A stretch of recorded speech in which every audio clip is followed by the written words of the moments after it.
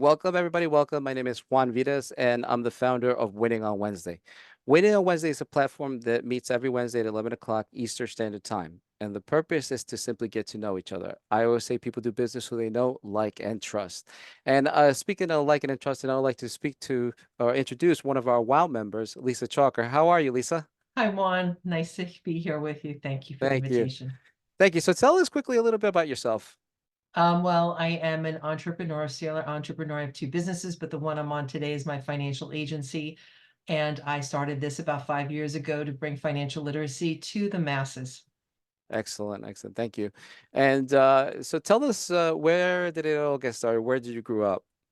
Long Beach, New York. Beach Wow. town, which I'm not a beach girl. I think we discussed that. I like the pool. I don't like the jellyfish and stuff in the sea, but I lived about a block from the beach. Wow. Yeah, me too. I grew up in Long Beach. So for a lot of viewers out there. So yeah, Long Beach. I went to kindergarten, Blackheath, and Long Beach High School. So it's Yeah, it's well, great, I great was place bounced to. around because I'm older. I was bounced around every year. It was a different school, and some of the schools got turned into apartment buildings, so it's not even there anymore. So it's interesting because we grew up in the same town, same. So it's like so we have something. I know it's different, a little bit of a generation, but we still have the same Genos. Come on, everybody's got to know Genos. Please, everybody was in Geno's after a band concert or whatever it was. You went to Geno's, and I even tried to get a job there. I didn't do well after the first day. It was kind of hard, but I tried. But that was Okay. the spot, the big hangout spot. Remember Chicolinos? And down in Oh well, yeah, the where you West End. they had the West. Yeah, well, and then they had Chauncey's. There was Chauncey's, and Hmm. there was so the other great other places that you probably. Wing Lou, right on Yeah, Park Avenue, right? And yeah, Baskin yeah. Robbins right next door. And everybody knew the black yellow cabs, right? The cabs. There was the cabs, the black cabs. Everybody knew about those. So the telephone number is 7500, right? Yep. 43243. I still remember that. Can you believe that? 432 7500. It's insane. Wallbounds was a staple right on Park Avenue. That was the big shopping Yes. market. And Oh, you remember Tilbin's Echoes? oh God, yes, Echoes. And we were talking about TSS whenever we got our class list to get the books. Boom, we were right over at TSS. And yeah, a lot of good memories. And um you just couldn't move your car in the summer because you'd lose your spot. You'd have to park 5 blocks away. Like I was Yep. right on the border. But I used to ride my bike on the boardwalk, and I used to go to sit Yes. play frisbee on the beach when it closed, so you didn't have to pay, and it was And good. and the people, for a lot of people don't know this, there used to be a bowling alley too in Long Beach. Had all my birthday parties there, and then I used to help out. There was this a thing that with Down syndrome adults used to go bowling, and I used to go help and volunteer to keep Wow. score for them. So yeah, it was cool. And then the hurricane, I think you were there in 1995. I think there was a huge hurricane. Well, I was there for Gloria. I was down Yeah, my west. mom was crazy. My mom loved the rain. She went on the boardwalk during this hurricane. Just insane. S- But So I remember Gloria. That was when I never saw this for the first time ever living in Long Beach, where I actually saw the sea meet the bay. yeah, yeah. I never Hmm. saw that before. That it got so much flooding that it was just the two water connected. It was just It's crazy. It was, insane. Yeah, I went all the way yeah. past Park Avenue and it Yeah, was insane. and do you remember those cement ticket booths? They were knocked down. They were all Hmm. like cement. They were cement. The ticket booth, they're all made out of wood now. I think they make them out of wood, but I remember they were all cement. They were all knocked down. I couldn't believe it.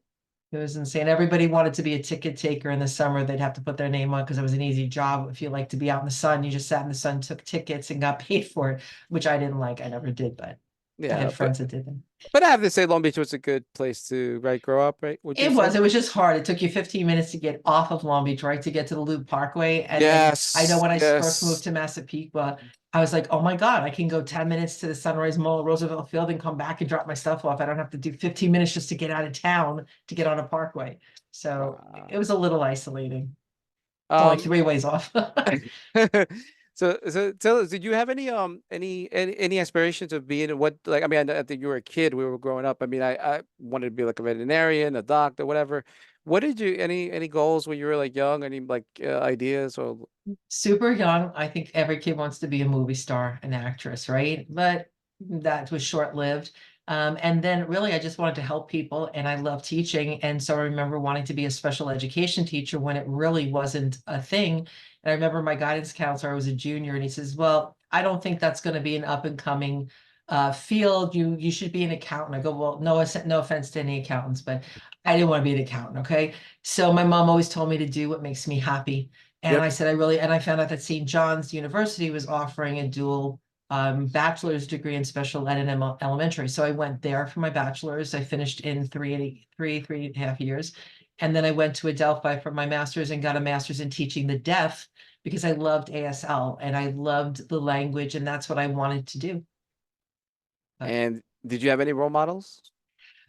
you know, I did when I was growing up, but I think as we grow, things change. And I want to say that because of my position now as a financial advisor and a financial educator, the men and women that are still going in their lives, even struggling, living paycheck to paycheck, or dealing with some kind of travesty or hardship in their lives, those are my role models because it's so easy to give up and just quit on your family, quit on life, that I feel that those people that are just every day going out there and making things happen are the people I like to look to and emulate.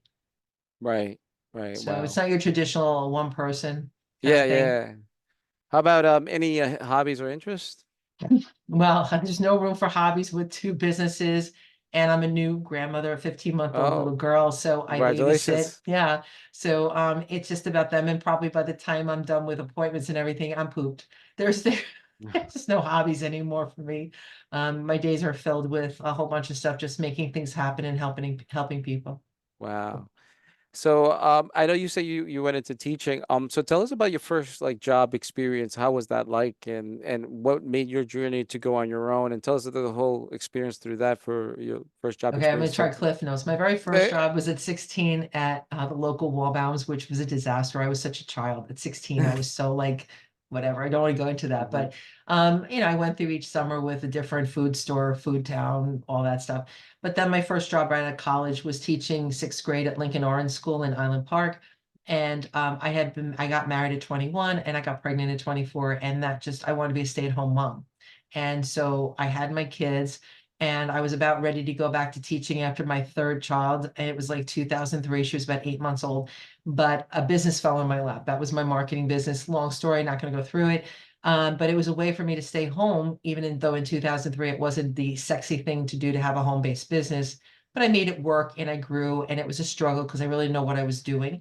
And then all of a sudden, due to some medical bills that occurred, because my husband had double hip replacement, we were in debt, six figures in debt, and I need another stream of income. And through networking, I met the person that got me into the financial agency because I was able to be a business owner in both businesses, flexible time, part-time, whatever, and build this. And I ended up falling really madly in love with it and the whole concept. So that's the real short story of how that came to be. Wow, wow, that's amazing. Thank you for sharing that. And at this point, I like to call about the golden nugget. And the golden nugget time is where if you like to help, leave any valuable information that's going to help a business person or better their career or better themselves. If there's any examples you like to share or gives us some examples. I think that if I had known then what I know now financially, two things. In my personal life, I would definitely be better off. I mean, I don't have any retirement, nothing. My husband, we had to go through his 401k. I knew nothing about that either, another story. And I would have been better set up for my family. So now I'm changing that legacy of scarcity to a legacy of generational wealth. And I'm trying to help others do that.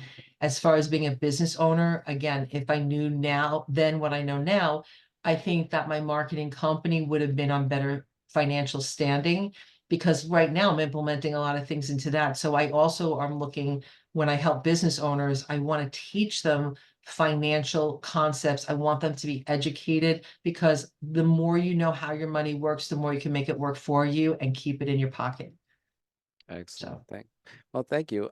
What about networking groups or communities or organizations or spheres of influence? Do you belong to any? I do. I'm very select. I belong to yours. Wow. I'm very selective. I used to belong to 15 groups in my heyday years ago, 15 years, 10 years ago. COVID kind of changed things. And when I have the two businesses and all the things in my life, I have to be very selective. So I go to yours and there's another networking group that's with realtors because I love to connect with realtors and mortgage people and that community. And really that's the two. And I'm very into Facebook and LinkedIn and just trying to connect that way, keep it very simple and time effective. No, and thank you so much for being a valuable WoW member. We No, greatly I love it. appreciate it. Thank you. I love what you offer. So Thank you that's so why I much for choose. supporting. Yeah, and so tell us now about your business. Tell us about your, I know you have multiple, as an entrepreneur, but Yeah, tell us about what you're passionate about right now. this is my baby. I actually, look, people are so upset because they don't get paid what they're worth. I talk to people that are fired after 22 years because the company's downsizing, or they find somebody that's less expensive and they just say, hey, I'll give you severance pay. People are getting tired of making somebody else's wealth instead of their own. And a lot of them are living paycheck to paycheck. And so our company actually devised a way to offer free financial services in exchange for referrals. And we're trying to build independent leaders who go into their communities and make a change for the better. And this way, you're creating a life you want and were meant to live. You're around like-minded people. You're inspired every day. Look, you can always make money, Juan, and but you can't always get time and freedom of time. And what we're doing is doing good for people by, again, giving them financial solutions, but more importantly, educating them in how their money works and how to make it work for them. Excellent. And thank you for sharing your story. And if people want to learn more about you, what's the best contact or the best way to contact you? They can either text me on my cell 516-603-9966, or they can email me at my last name, chalker.lisa, R is in Robert, F is in Frank, M is in Mary @gmail.com. Okay, excellent. Thank you so much, Lisa. And if you'd like to be a member of Winning on Wednesday, simply go to our website, www.winningonwednesday.com, and click on the first time guest and follow the instructions. And we hope to see you next time. Thank you so much. And thank you again, Thanks so Lisa. much, Juan. Thank you. Pleasure. Bye-bye. Okay.